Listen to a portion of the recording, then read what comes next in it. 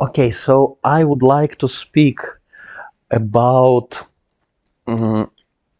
exponential of random fields, and I would like to mention and to emphasize the functional, maybe Hilbert space formalism that is used here. Okay, so I will use, let us consider, just for the purpose of this discussion, let us just consider random fields on R or on the circle, on R or on T. So what do I mean by this? I mean by this that I have Hilbert space H of functions. It is important for me that these are functions in the sense that, in fact, values at points are defined. A Hilbert space of functions on R or on the circle.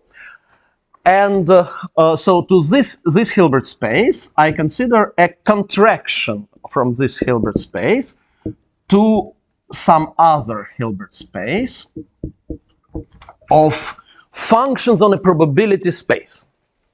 Functions on a probability space. So what are examples, good examples of this Hilbert space? This is, for example, a very nice space H dot 1/2, which is a completion of smooth functions. I will always assume that the space H contains all smooth functions. So this is, again, a contraction. All smooth functions, in the case of R, smooth functions of compact support. So H dot 1/2 is this completion of the space of smooth functions of compact support under the semi-norm.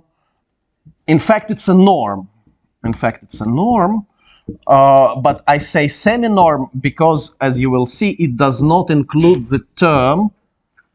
Yes, it does not include the L2 term. So these functions do not have to be in L2.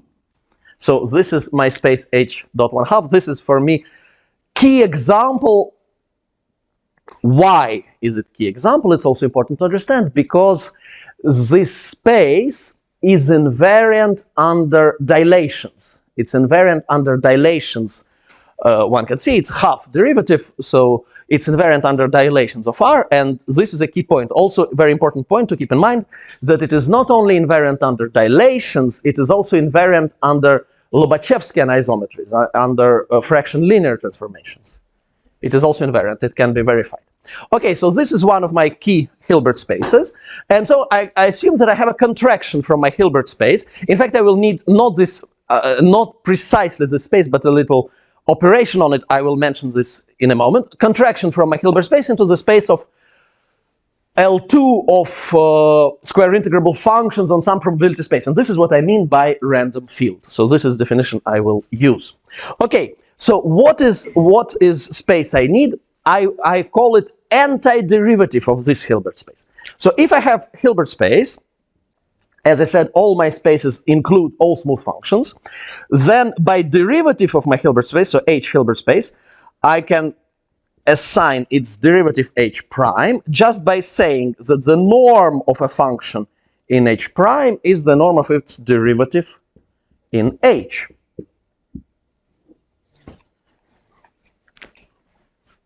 So I take just this definition. So norm of a function H prime is the norm of its derivative in H. This defines my norm on all smooth functions of compact support, and then I complete, again, I take the completion. Okay, so this is derivative. This is a well-defined operation. By the way, maybe experts in the audience can suggest to me suitable reference in the literature of discussion of such spaces, because I was unable to locate it. Just reference to quote, because there can be no doubt that such construction was discussed many times.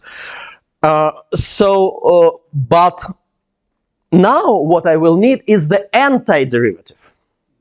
So I want to go back. I want to go back from the space H prime to the space H. So the antiderivative is not unique, is no longer unique. But this is precisely what I need. So let me write this Sobolev 1/2 semi-norm. I say semi-norm to emphasize that this is not the Sobolev norm. In the Sobolev norm, one would put 1 plus lambda, but that's not what I do. So the let me write it here. I wrote it in terms of frequencies. Let me write it in terms of coordinates. Then this will be f of s minus f of t, s minus t square ds dt. R. And so, of course, taking the antiderivative, one can take it on this level, and one arrives at spaces, at antiderivative spaces. I write just h. So here the norm will be as follows. The norm will have the following form. The norm will have the following form. So this is my h prime. The norm f in h will have the following form. It will be square of f of t f of s bar. Then there will be logarithm plus of 1 s minus t. So this is diagonal behavior plus some smooth terms. There will be some smooth terms. In fact, these smooth terms, they are not chosen canonically because derivative there is only one, but antiderivative there are many. Excuse me, please. Do you mean the positive branch of the logarithm? No.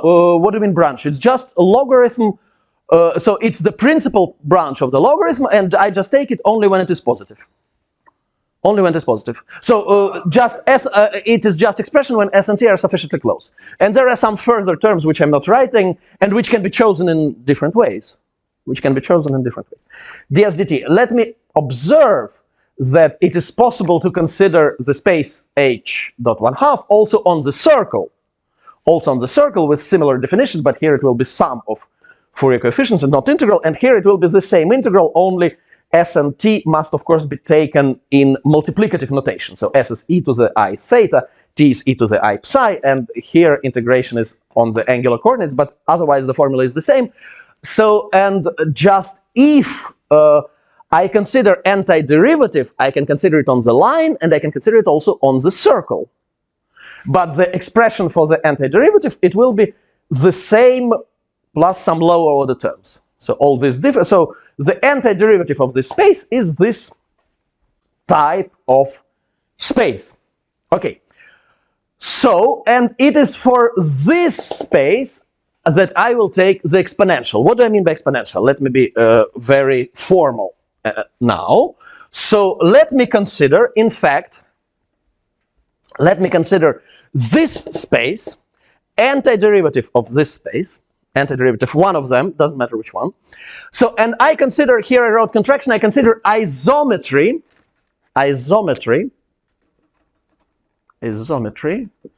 and I consider that all the random variables and all their joint distributions are Gaussian, so Gaussian isometry. So I consider just, in fact, the main point of the talk will be about non-Gaussian case. But here, let me start just with Gaussian case. So with Gaussian case, and so I have Gaussian field on the, let's say on the line, or also on the circle. It may be even more convenient to think about the circle with such variance of Gaussian random variables, because I said it is isometry, so this is just expression for variance. So now it is convenient for me, let me for the moment consider the circle. It is convenient for me just to such Gaussian field corresponds, in fact, to any random field, corresponds holomorphic function on the disk. Holomorphic function of the disk. So random field. Let us stay with the circle. It is also true on the line, but there are some details. So let us consider the case of the circle.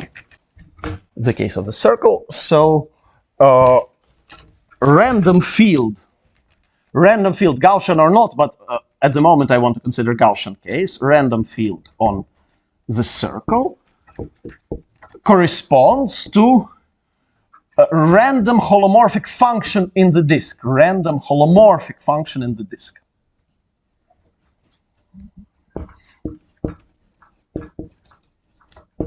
In the disk.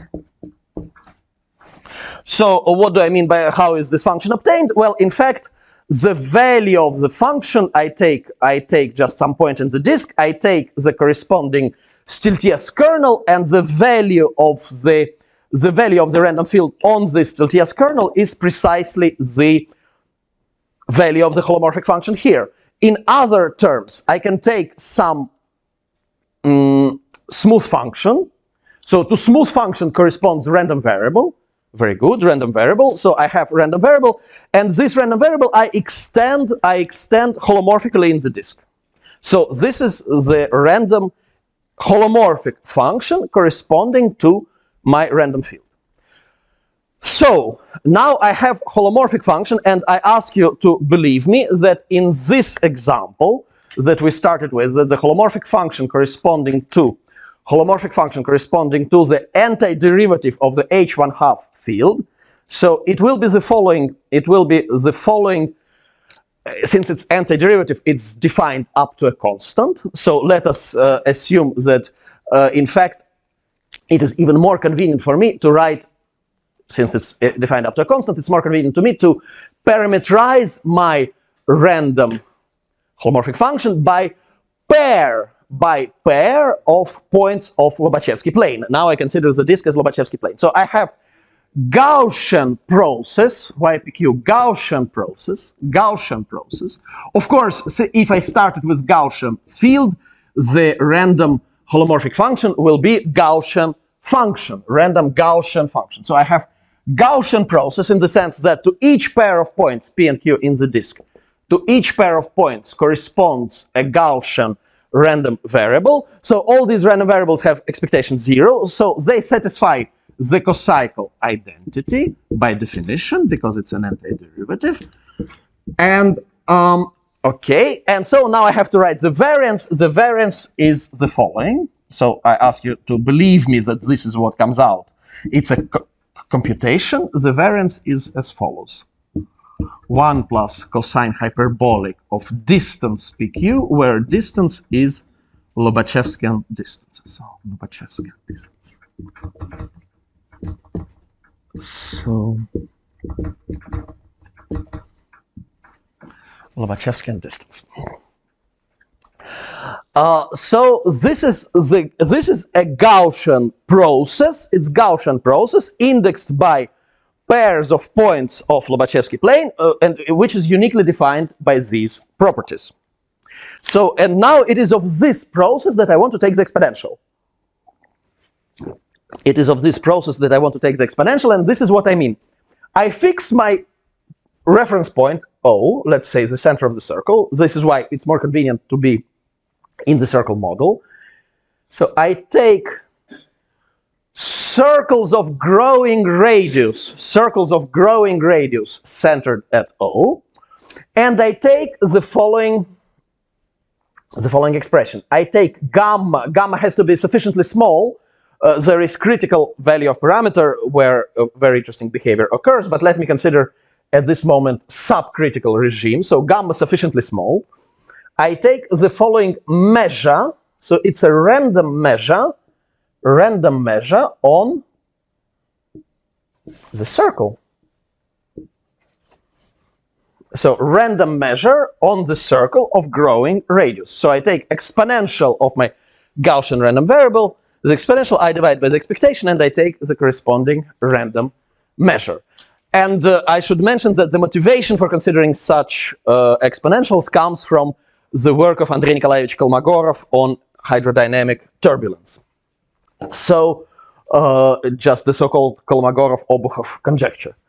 So this is random measure, and now I let the radius of the circle go to infinity. Lobachevskian radius go to infinity, which corresponds, of course, to Euclidean radius going to 1, and so the circle tending to the absolute of the Lobachevsky plane. Then this random measure, again, I emphasize it's a random measure, so it's a measure on the space of measures.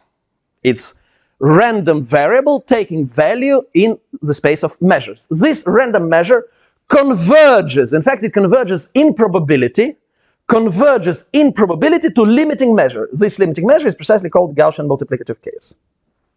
I should emphasize that speed of convergence, to the best of my knowledge, is not known. Speed of convergence speed of this convergence is not known. Okay, so it converges to Gaussian multiplicative chaos. It's a limiting random measure on the circle. So it is, in fact, the key point. The key point is, in fact, exponentiation on the level of Hilbert spaces. So, in fact, I have my Hilbert space. The key remark, the key point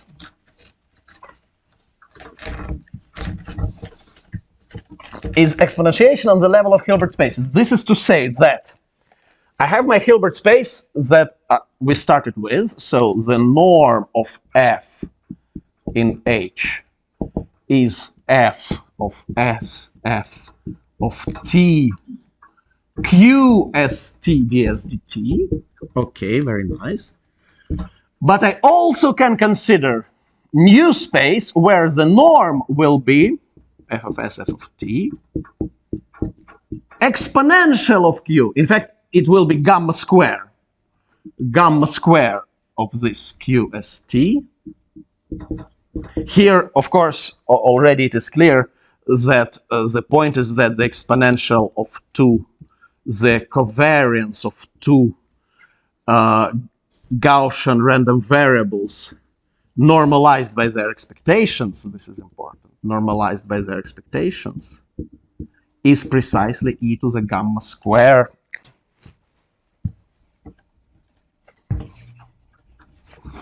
e to the gamma square, the covariance of y and z.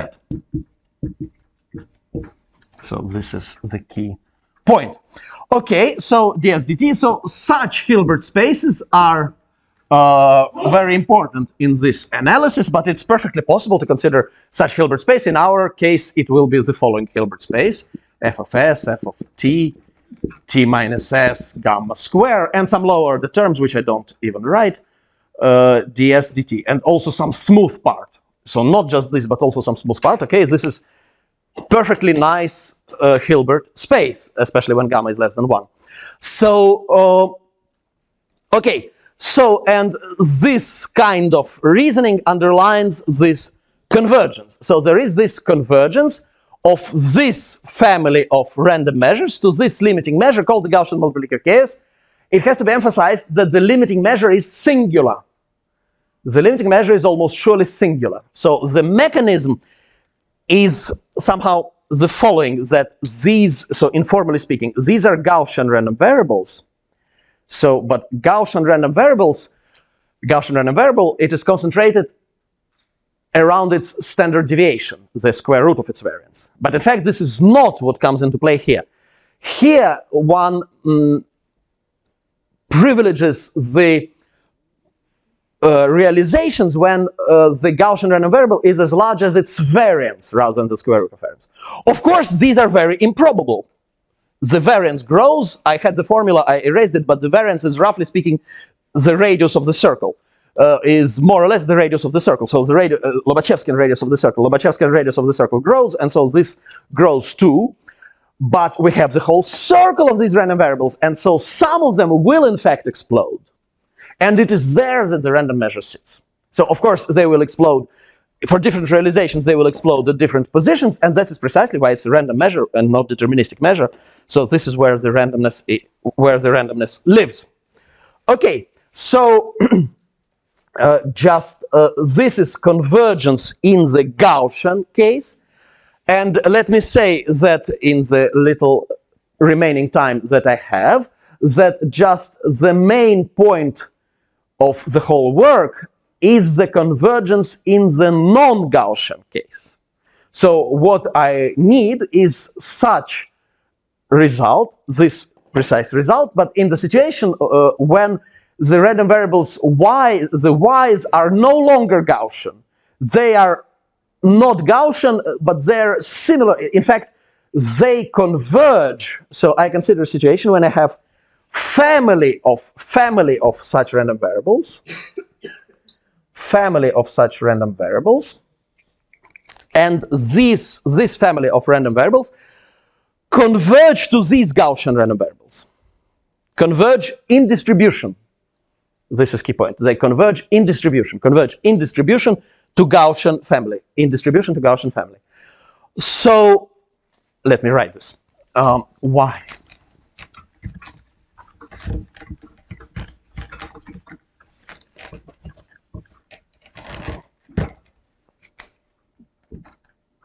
PQN converge in distribution. This is a very important point. In distribution to YPQ. So this is non-Gaussian. And this is Gaussian. So, and convergence, I emphasize again, is only in distribution. So essentially it's some variant of central limit theorem. In this setup, it is due to Alexander Vasilevich Soshnikov, who also was building on previous work of Kurt Johansson. So now my question is it possible to pass in this convergence and distribution to convergence and distribution of exponentials, to convergence and distribution of exponentials? And the answer is that it is in fact possible if the exponential, these exponential functions also converge. So if these exponential functions also converge to the ones, so here I wrote them in the Gaussian case, but I can also write them in the non-Gaussian case. And if they converge here, then in fact it is possible to prove that from this convergence and distribution, under some technical restrictions, follows this convergence and distribution to the same limit. So in other words, that convergence in N and convergence in R can be permuted. And the key point is, in fact, passage here to convergence in distribution. How do I say? From convergence in L2, one needs to pass to convergence in distribution. And let me just write a simple lemma that let us consider some measures, random measures on compact phase space, some abstract compact phase space, compact space. So I have family of random measures, Mn, random measures on Z. So I can choose, so they converge in distribution, they only converge in distribution.